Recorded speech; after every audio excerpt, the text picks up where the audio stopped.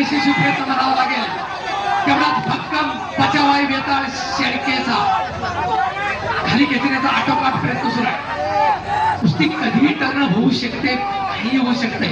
दोन्ही आंतरराष्ट्रीय स्पर्धेत गाढ अनुभव असणारे पैलवान आहे आणि परत एकदा पहिल्या स्थितीमध्ये कुस्ती बाहेर गेल्यामुळे पुन्हा खडाखडीला सुरुवात झालेली आहे. काखेत हात घालून आता सुद्धा काही घडू शकते. काखेत हात घालून परत खाली खेचण्याचा प्रयत्न करतो तो वेताळ शेळके. 1-5 स्कोर आहे. 2 मिनिटं वेळ शिल्लक आहे बघा. अजूनही खाली घडू शकते.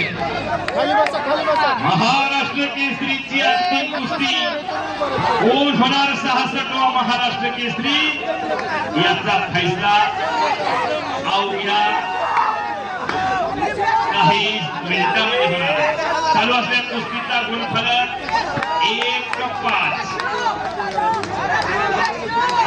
लाल कास्टमध्ये खेळतो तो लोखंडाकडून कब्जा घालून घेतलेला पुढे घेतला. 2 गुणाची कमाई केली वेताळ शेळकेनं सोलापूरच्या. 1 मिनिट 24 सेकंद कायम. कुस्ती अतिशय तोलामोलाची, श्वास रोखून धरणारी कुस्ती. कुणाच्या खांद्यावर महाराष्ट्र केसरीची गदा विराजमान होणार. पंचाचा निर्णय अंतिम असेल आणि घोट्यातून मत काढायच्या तयारीमध्ये पृथ्वीराज पाटील इंटरनॅशनल पैलवान इंडियन आर्मीचा मोळी नावाची एकदम कोचिंग करा. कोचेस विनंती एकदम कोचिंग करा.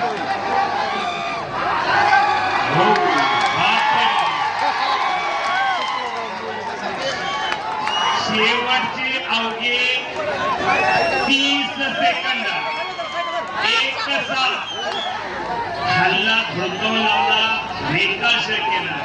पृथ्वीराज पाटलाने घोट्यातून पटकावला होता. अवघ्या 20 सेकंदामध्ये काढला. कोण होणार 66वा महाराष्ट्र केसरी? गुढी पाडव्यानिमित्त